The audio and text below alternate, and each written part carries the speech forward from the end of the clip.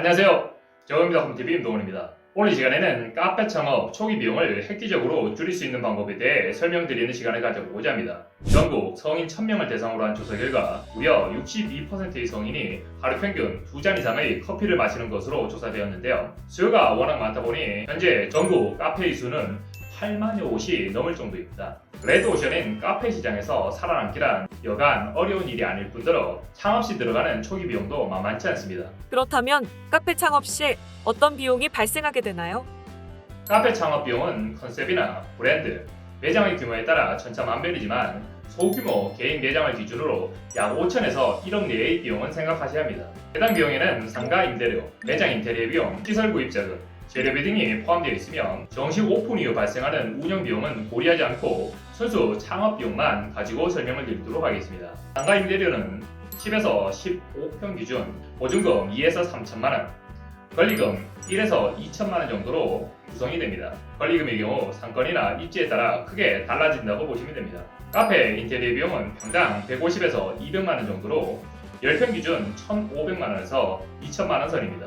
인테리어는 카페 창업의 가장 중요한 요소 중 하나이지만 만약 예산이 부족하다면 셀프 시공을 하거나 비구매 할부를 통해 자금을 마련하는 것도 좋은 방법일 것입니다. 카페 창업 시 필요한 기타 비용으로는 커피 머신, 제빙기, 냉장고, 진열대, 테이블, 의자 등이 필요하고 이 비용은 약 2천만 원 내로 발생을 합니다. 카페 창업 비용은 이게 전부일까요? 이건 어디까지나 초기 창업 비용일 뿐 정식 오픈 후에도 다음과 같은 비용이 꾸준하게 발생을 하게 됩니다. 당장 매일 발생하게 되는 재료비나 각종 인건비, 상가 임대료, 각종 공과금 등이 그것인데요. 카페 창업 시 안정적인 운영을 위해서는 6개월 정도의 운영 자금을 확보한 후 정식 오픈을 해야 큰 안목과 정신적 여유로움을 가지고 카페 운영을 해나갈 수 있습니다. 그렇다면 초기 카페 창업 시 초기 비용을 줄일 수 있는 방법에는 대출 말고 다른 방법이 없을까요? 당연히 있습니다. 그것은 바로 비금융할부입니다.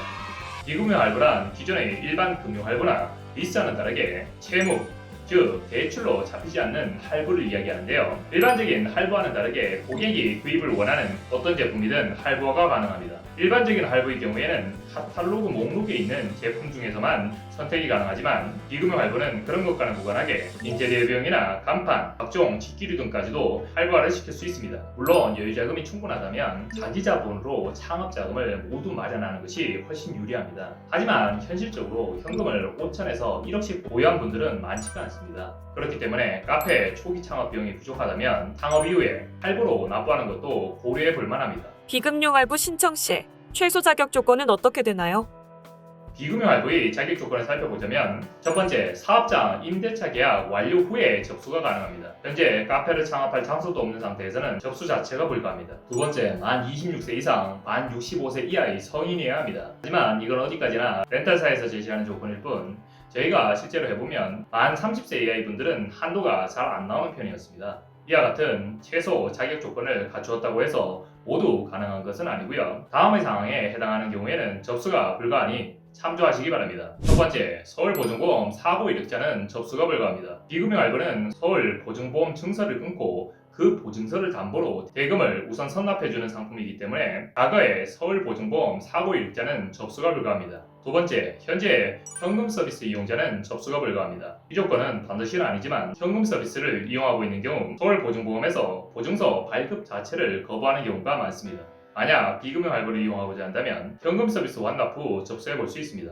라이스 신용점수 750점 이하의 저신용자는 접수가 불가합니다. 하지만 이 신용점수는 절대적인 것은 아니고요. 저희가 직접 진행을 해보면 대다수가 신용점수 750점 이상이어야 했습니다. 예외적으로 아파트 같은 자산이 있는 경우에는 이 신용점수보다 조금 낮더라도 비금융 할부 상품을 접수해 볼 수 있습니다. 비금융 할부만의 장점을 잠깐 소개해 드리자면 우선 첫 번째, 앞서 설명드렸다시피 기존 할부나 리스와는 다르게 대출로 등재되지 않습니다. 모두가 잘 알고 있는 사실이겠지만 채무가 등재가 되면 일정 시일이 지난 후 신용점수가 하락하게 되고요. 이와 더불어 금융거래 시 한도가 줄어든다든지 금리가 높아진다든지 하는 불이익이 발생을 하게 되는데요. 채무로 등재가 되지 않는 비금융 할부는 그러한 불이익이 전혀 없습니다. 비금융 할부만의 장점 그 두 번째는 매월 납부금에 대해 세금 계산서가 발행된다는 것입니다. 카페 창업을 처음 하시는 분들은 잘 모르시겠지만 이렇게 매입 세금 계산서가 발행이 되면 세금을 상당히 아낄 수가 있습니다. 일단 부가세 신고시 납부금액의 10%를 환급받을 수가 있고요. 종합소득세 신고시 전액 비용 처리가 가능합니다. 종합소득세는 매년 5월에 전년도 소득금액에 대해서 신고를 하게 되는데요. 보시는 바와 같이 가세표준 구간에 따라서